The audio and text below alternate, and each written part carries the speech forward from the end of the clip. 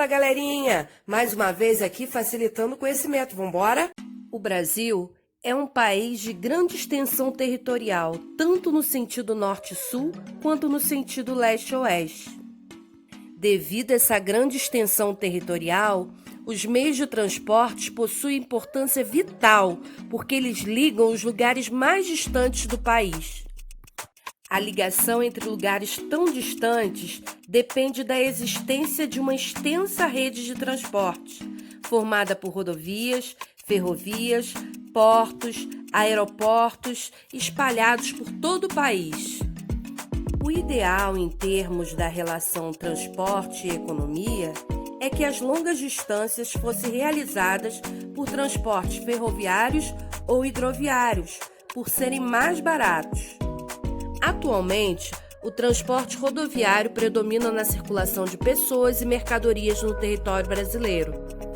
A expansão do transporte rodoviário em nosso país teve início por volta da década de 1950, quando o governo brasileiro passou a priorizar a abertura de novas estradas, com o intuito de integrar toda a região do Brasil.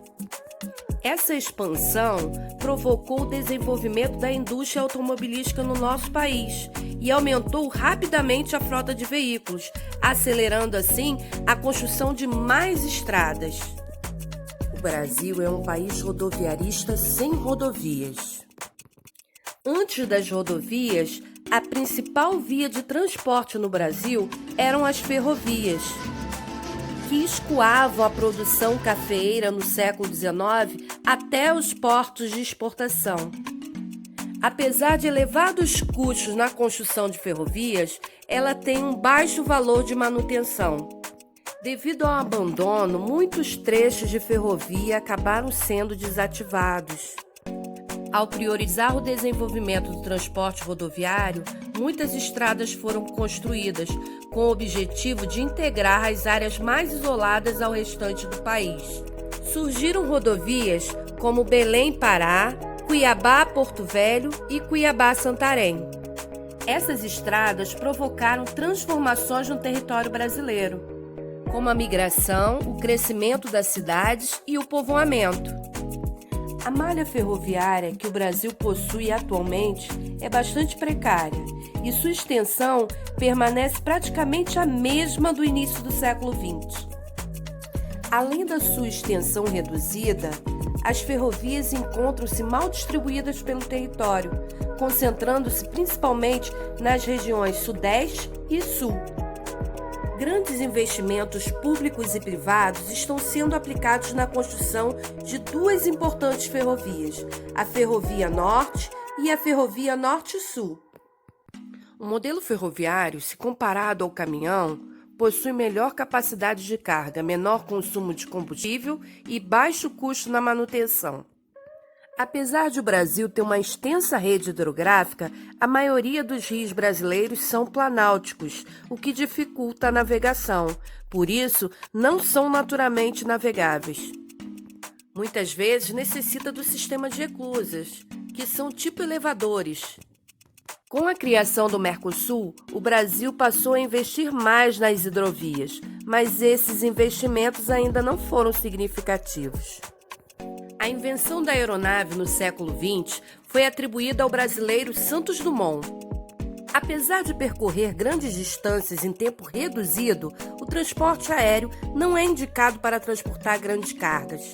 Outra desvantagem são os altos custos e a dependência das condições atmosféricas e também a poluição.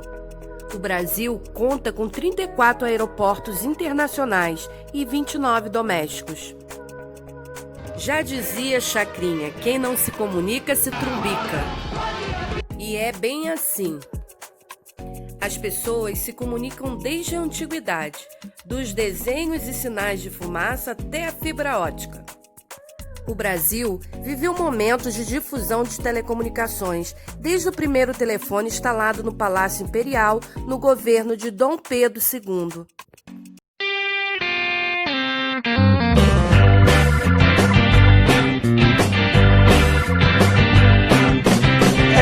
Numa feira nos States, o dia estava quente, Dom Pedro estava lá. Graham Bell também estava presente, suava loucamente porque o mundo ia mudar.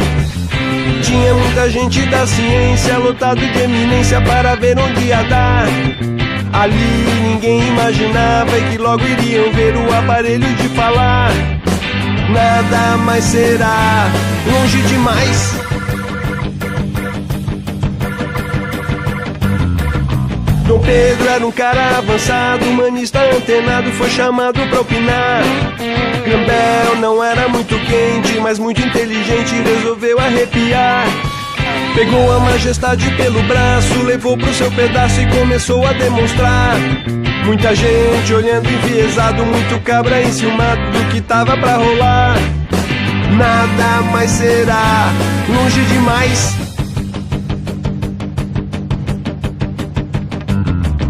Meu Deus! Exclamou o imperador ao ouvir de tão distante o som da máquina falante.